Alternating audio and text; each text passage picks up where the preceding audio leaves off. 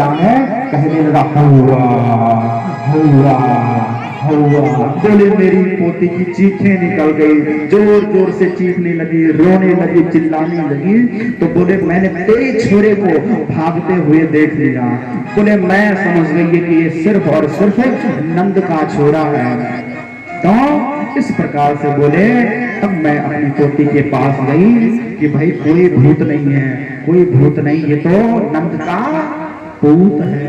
श्रीमद् भागवत जी हमें कि क्या है 80% ये क्या है, भूत प्रेत क्या है। मुझे नहीं लगता कि इस कलयुग में है कुछ कोई क्या है किया कराया, जैसा कि मैं सावधान करना चाहूंगा श्रीमद् भागवत जी के द्वारा कि 80% क्या 90% क्या है, ये भूत प्रेत हम अपने कर्मों की क्या सजा पाते हैं। और फिर क्या कहते हैं कि किसी ने कुछ कर दिया, किसी ने क्या है लगा दिया जी पीछे, किसी ने कुछ करवा दिया, कोई कुछ नहीं करवा रहा। यदि ये सब ऐसे होता तो आज वो पूरा संसार यदि या तो फिर मालो माल होता या तो फिर पागल ही होता। तो क्या है हम अपने कर्मों की बंधुओं भगवान की चरण शरण लीजिए, जिसके हृदय मंदिर में ठाकुर जी बसते हैं, उसको किसी भी प्रकार की भूत बाधा प्रेत बाधा कोई भूत प्रेत नहीं सताते हैं। हम लोग हमेशा ही मंदिरों में रहते हैं, अनेक लोग सामान इत्यादि ले आते हैं, तो शुद्ध शनिश्चर क्या है सब खा जाते हैं। हमें तो आज तक कुछ नहीं हुआ भैया, क्या ठीक है। तो इन चीजों में क्या है कुछ नहीं रखा हुआ है। भगवान की खूब सेवा कीजिए, भगवान का खूब नाम कीर्तन कीजिए, आप पत्थर भी बचा जाओगे। तो इन चीजों में क्या है कुछ कोई किसी का कुछ नहीं करता है, कोई किसी ने किसी के मगर कुछ नहीं लगाया हुआ है। और लगाया भी है तो कर्म कीजिए, अच्छे कर्म कीजिए, नाम कीर्तन कीजिए। नाम कीर्तन में इतनी शक्ति है। हनुमान चालीसा का पाठ कीजिए। जिस किसी को भी भय हो कि हमारे पीछे क्या है, हमारे घर में किसी ने कुछ किया है, वैसे तो कुछ भी नहीं होता, पर फिर भी यदि ऐसा डाउट ऐसा शक आपके मन में हो तो 108 हनुमान चालीसा का ये सब भूत प्रेत क्या है, भूत पिशाच निकट नहीं आवे, महावीर जब नाम सुनावे। इस प्रकार से बंधुओं भगवान श्री कृष्ण अनेक लीलाएं कर रहे हैं। और एक लीला क्या है, एक गोपी कहती है कि बोले मैं अब माखन कैसे निकालूं। बोले क्या हो गया, बोले मेरे घर में सब कुछ है। बोले मैं माखन कैसे निकालूं। बोले क्या होगा, क्योंकि ये चाटी चौ मदानी ले दिया। तो एक भजन हम गाएंगे, चाटी चौ मदानी ले दिया। चाटी चौ मदानी ले दिया, मैं दूध का चाटी चौ मदानी ले दिया, ले दिया ले दिया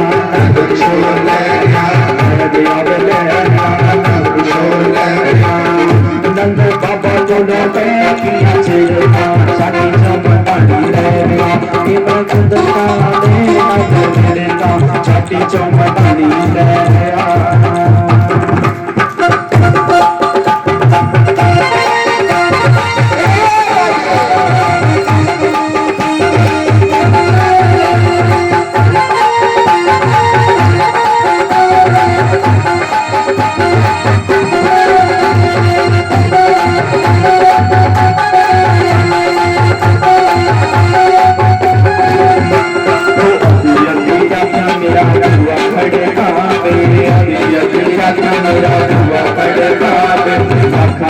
मखन दे शोर मचावे, मखन दे शोर मचावे।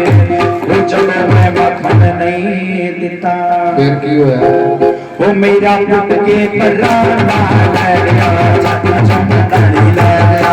मेरा पुट क्या ले गया, चाटी चौ मदानी ले गया। मैं पुट का चाटी चौ मदानी ले गया।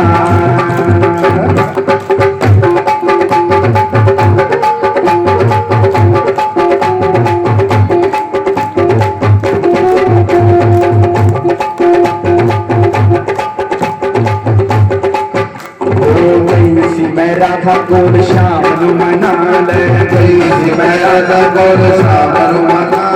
श्याम तेरा प्यारा प्यारा प्रियो समझा ले, श्याम तेरा प्यारा प्यारा राधा रानी गुस्सा हो गई। वो बिना गल तो ही रोला है दिया, चाटी चुमड़ी रह गया, बिना गल तो ही रोला है दिया, चाटी चुमड़ी रह गया, बिना दूध का दे नजर का, चाटी चुमड़ी रह गया, बिना दूध का दे नजर का, चाटी चुमड़ी रह गया।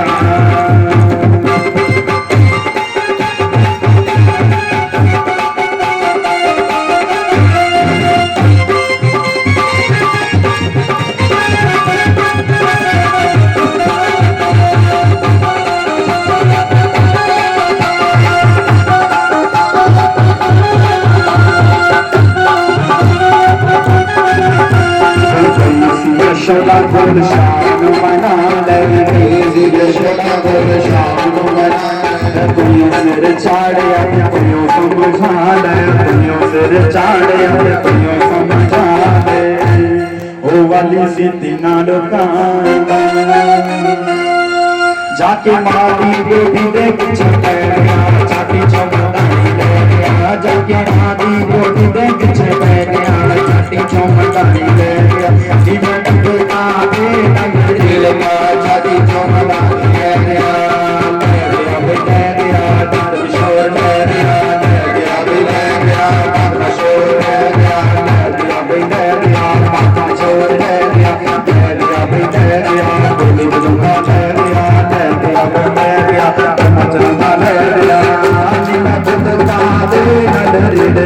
चाटी चौमटानी रह गया, चाटी चौमटानी तो एक ही है चाटी चौमटानी रह गया। राधे राधे जय जय श्री राधे। इस प्रकार से बंधुओं भगवान श्री कृष्ण अनेक लीलाएं करते हैं। हाँ जी, पहले अपना परिचय दे दीजिए, उसके बाद आप कथा के बारे में और जहाँ के प्रोग्राम के बारे में संगत को जरूर बताएं।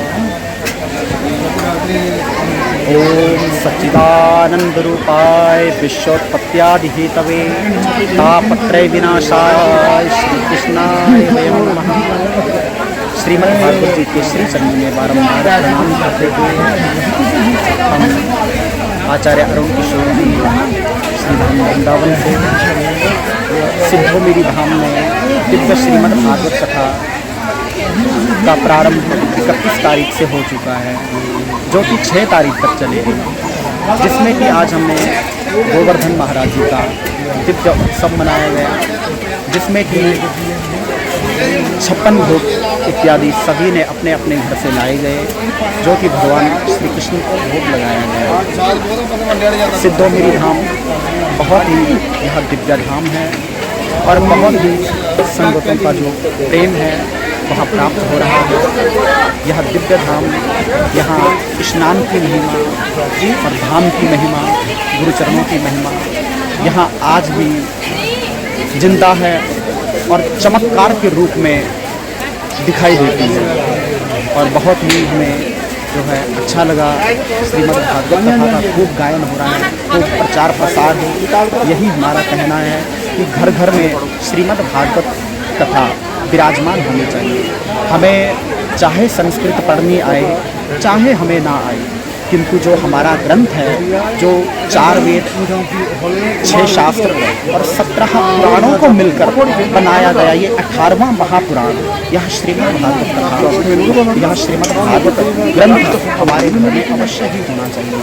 यह श्रीमद् भागवत महापुराण कोई सामान्य ग्रंथ नहीं, ये किसी राइटर के द्वारा लिखा गया नहीं, ये साक्षात भगवान श्रीमन नारायण वेद व्यास जी के रूप में प्रकट हुए और वेद व्यास जी महाराज ने समाधि भाषा में, यह कोई सूक्ष्म रूप से या जीते इसमें जीवित अवस्था में नहीं बल्कि समाधि भाषा में क्या है श्री वेद व्यास जी महाराज जी के द्वारा यहाँ लिखा गया और भक्ति ज्ञान और वैराग्य की इससे हमें प्राप्ति होती है। और यह धर्म अर्थ काम मोक्ष को देने वाला श्रीमद् भागवत की कथा आज घर घर हो रही है, गांव गांव हो रही है हर शहर में हो रही है। और इसी प्रकार से यही कामना है कि सनातन धर्म का प्रसार करने में जो समर्थ है वह एकमात्र श्रीमद् भागवत महापुराण है। श्रीमद् भागवत महापुराण के श्री चरणों में हम बारंबार प्रणाम करते हुए 2-4 शब्द जो हम गुरु कृपा के द्वारा बोल पाते हैं वह हम गा रहे हैं। और श्रीमद् भागवत जी का आशीर्वाद सिद्धो मेरी धाम में, यहाँ के रहने वाले गांव में, परिवार के ऊपर, बाल बच्चों के ऊपर और जो विदेश में भी रह रहे हैं उन सभी के ऊपर तन मन धन से जो सेवा कर रहे हैं उन सभी के परिवार के ऊपर श्रीमद् भागवत जी की दिव्य अमृत वर्षा हो, दिव्य कृपा हो। आप सभी के घर में अन्न धन के खूब भंडार हो, खूब कृपा दृष्टि बनी रहे और इस साल की तरह हर साल ये ऐसे दिव्य यज्ञ होते रहेंगे। जय जय श्री राम। पंडित जी, जैसे कि आपने कहा था कि गीता घर पे रखने पर और गीता पढ़ने पर दुख दरिद्र दूर होते हैं। सनातन का प्रचार बहुत ज़्यादा हो रहा है और हम चाहते हैं कि आप सभी को ये निवेदन करें और बताएं कि कौन कौन से कैसे कैसे दुख दरिद्र जो है गीता पढ़ने और रखने से दूर होते हैं। हमारे अकामः सर्व कामो वा मोक्ष कामो उदारते। हमारे यदि सांसारिक हमें इच्छाएं पूरी करनी हो तो उसके लिए हमारे ऋषि मुनियों ने कठिन घोर तपस्या करी है कि ये करने से ये होगा, ऐसा करने से ऐसा होगा, ये ऐसा तप करने से फलानी मनोकामना पूर्ण होगी। किंतु हम संपूर्ण जिम्मेदारी के साथ कहते हैं श्रीमद्, जैसे कि हमने अभी कहा कि ये सामान्य ग्रंथ में, ये किसी व्यक्ति की सोच नहीं है, यह साक्षात भगवान का वांग्मय विग्रह है। श्री कृष्ण है साक्षात भगवान श्री कृष्ण का। जब भगवान श्री कृष्ण ने अपनी लीला को विश्राम दिया तो भगवान का जो तेज पुंज था वह श्रीमद् भागवत जी में समाया है। और उसको रखने मात्र से श्रीमद् भागवत जी को अपने घर में पढ़ना तो बहुत दूर की बात है। श्रीमद् भागवत जी का एक अक्षर मात्र पढ़ने की अपार महिमा है। पढ़ना ये तो हम बाद में कहेंगे कि पढ़ना तो बहुत दूर, मात्र इसका स्पर्श, इसका दर्शन मात्र करने से और अपने घर में रखने मात्र से क्या है, उस घर में कलयुग का घेरा नहीं पड़ता है। काम क्रोध लोभ मोह अहंकार भी प्राप्त नहीं हो पाते और उस साधक को विवेक की प्राप्ति होती। जितने भी दुख है आज अज्ञानता की धरा पे है। आज हमको पता है कि शराब नहीं पीनी चाहिए, शराब पीने से अनेक बीमारियां हो रही, लोगों के घर बर्बाद हो रहे, किंतु वो फिर भी शराब पी रहे हैं। मांस नहीं खाना चाहिए किंतु फिर भी वो मांस खा रहे हैं। अनेक व्यभिचार नहीं करने फिर भी कर रहे हैं। क्यों कर रहे हैं? क्योंकि उनका मार्गदर्शन अच्छे से नहीं हुआ है। वो महापुरुषों के चरणों में नहीं बैठ पाए, वो ब्राह्मणों के चरणों में नहीं बैठ पाए, वो कथा में नहीं बैठ पाए। उनके माता पिता क्या है, उन्हें श्रीमद् भागवत गीता नहीं दे पाए। तो सब सुखों का मूल मुझे लगता है कि श्रीमद् भागवत कथा है, प्रकाश है, उसके जीवन में प्रकाश आ जाए, उसको महिमा पता लग जाए श्रीमद् भागवत जी। इसीलिए हम बारंबार कहते हैं सदा सेव्या येन तेन विधि प्रकार हमको श्रवण करनी चाहिए, हमको दर्शन करना चाहिए। और जब प्रकाश आ जाए तो समस्त अंधकार मिट जाता है। जैसे बल्ब की ऑन करने पे, बटन ऑन करने पे सारा प्रकाश, सारा अंधकार समाप्त हो जाता है, उसी प्रकार से श्रीमद् भागवत जी ज्ञान से भरी हुई है। जैसे ही हम दर्शन करते हैं, जैसे ही हमारे महिमा हमें पता लगती है, वैसे ही हमारे जो जितनी भी गलत आदतें, जितने भी दुख है वो उसी समय समाप्त हो जाते हैं। जाते जाते सनातनियों के लिए कोई अच्छा संदेश? सनातनियों के लिए, मैं नव युवाओं के लिए, नई पीढ़ियों के लिए यही कहना चाहूँगा कि बहुत अधिक तो ना सही, किंतु रामायण की 2-4 चौपाइयाँ, 2-4 दोहे, भगवत गीता के 2-4 श्लोक आपको अवश्य आने चाहिए। ये आपका पतन होने से बचाएगी। ये जब जीवन में कुछ बुरा समय आएगा तो तब हमें याद आएगा कि हमारे प्रभु श्री राम जी ने किस प्रकार माता पिता की आज्ञा से क्या है 14 वर्ष का वनवास झेलना उन्होंने स्वीकार किया। उन्होंने राज सिंहासन पर बैठना क्या है स्वीकार नहीं किया। जब उन्हें याद आएगी भगवान श्री कृष्ण ने सिर्फ माखन नहीं खाया, उन्होंने वंशी नहीं बजाई, उन्होंने अनेक धर्म की स्थापना ही करी। उन्होंने सिर्फ माता यशोदा का दूधपान नहीं किया, उन्होंने पूतना का विषपान भी किया है। उन्होंने सिर्फ और सिर्फ रास नहीं रचाया है, उन्होंने कालिया के फन पे भी नृत्य किया है। और आप खूब नवयुवाओं को मैं यही कहना चाहूँ, सनातनियों को, वही असला सनातनी है, वही हिंदू है, वही सिख है, वही मुस्लिम है, वही ईसाई है, जिसकी जिब्या पे भगवान का नाम विराजमान है, जिसकी जिब्या पे भगवान का नाम विराजमान है, वही धार्मिक है, वही सनातनी है। जिसकी जिब्या पे भगवान नाम नहीं, जिसके जीवन में हमारे वेद पुराण नहीं, जिसने माता पिता का सम्मान नहीं किया, जिसने तुलसी माता का पूजन नहीं किया, जिसको कथा नहीं सुहाती है, वो हिंदू मुस्लिम सिख ईसाई को दूर, मैं उसे इंसान भी नहीं मानता हूँ, मैं उसे इंसान भी नहीं मानता हूँ। यदि आप अपना भला चाहते हो तो आज से ही भगवान की शरण क्या हमें लेनी ही चाहिए। ਗੁਰੂ ਜੀ ਅੱਜ ਦੇ ਪ੍ਰੋਗਰਾਮ ਬਾਰੇ ਸੰਗਤਾਂ ਨੂੰ ਦੱਸ ਦਿਓ ਕਿ ਕੀ ਪ੍ਰੋਗਰਾਮ ਚੱਲਦਾ ਪਿਆ ਹੈ ਤੇ ਸਾਰੇ ਪ੍ਰੋਗਰਾਮ ਦੀ ਜਿਹੜੀ ਜਾਣਕਾਰੀ ਦੇ ਦਿਓ। ਅੱਜ ਜੀ ਮੈਂ ਡੀਪੀਸੀ ਚੈਨਲ ਦਾ ਬਹੁਤ ਧੰਨਵਾਦ ਹਾਂ ਕਿ ਸਾਡੀ ਹਰ ਟਾਈਮ ਦੀ ਖਬਰ ਦੇਸਾਂ ਪ੍ਰਦੇਸਾਂ 'ਚ ਪਹੁੰਚਾਉਂਦੇ ਨੇ ਤੇ ਸੰਗਤਾਂ ਨੂੰ ਇਸ ਦਰਬਾਰ ਬਾਰੇ ਜਾਣਕਾਰੀ ਦਿੰਦੇ ਨੇ। ਧੰਨਵਾਦ ਹੈ। ਇਹ ਜੀ 31 ਜੂਨ ਤੋਂ ਸ਼ੁਰੂ ਹੋਈ ਆ, ਮਈ ਤੋਂ, ਤੇ 6 ਜੂਨ ਨੂੰ ਭੋਗ ਪਏਗਾ। 12 ਤੋਂ 3 ਦਾ ਟਾਈਮ ਹੈ। ਆਣ ਕੇ ਭਾਗਵਤ ਕਥਾ ਸੁਣੋ, ਆਪਣਾ ਸਮਾਂ ਸਫਲ ਬਣਾਓ। 7 ਤਰੀਕ ਨੂੰ ਖੁੱਲਾ ਭੰਡਾਰਾ ਹੋਏਗਾ। ਸਭ ਸੰਤ ਮੂਰਤੀਆਂ ਨੂੰ ਵੀ ਮੇਰੇ ਵੱਲੋਂ ਹੱਥ ਜੋੜ ਕੇ ਬੇਨਤੀ ਹੈ, ਇਸ ਮੇਲੇ ਦੀ ਰੌਣਕ ਨੂੰ ਵਧਾਓ, ਆਪਣੇ ਵੀ ਚਰਨ ਪਾਓ, ਦਰਸ਼ਨ ਦਿਓ ਵੀ, ਦਰਸ਼ਨ ਦਰਬਾਰ ਦੇ ਆਣ ਕੇ ਲਓ ਵੀ। ਬਹੁਤ ਬਹੁਤ ਮੈਂ ਧੰਨਵਾਦ ਕਰਦਾ ਹਾਂ ਡੀਪੀਸੀ ਚੈਨਲ। ਬਾਬਾ ਜੀ ਜਿਹੜਾ ਮੇਲੇ ਬਾਰੇ ਵੀ ਜਾਣਕਾਰੀ ਦੇ ਦਿਓ। ਹਾਂਜੀ, 7 ਤਰੀਕ ਨੂੰ ਜੀ, ਹਾਂਜੀ 7 ਤਰੀਕ ਨੂੰ ਸਵੇਰੇ ਮੇਲਾ ਸ਼ੁਰੂਆਤ 2:30 ਵਜੇ, 2 ਵਜੇ ਲੰਗਰ ਟੋਟਲ ਲੰਗਰ ਚੱਲੇਗਾ ਬਾਬਾ ਜੀ ਦੇ ਨਾਮ ਦਾ।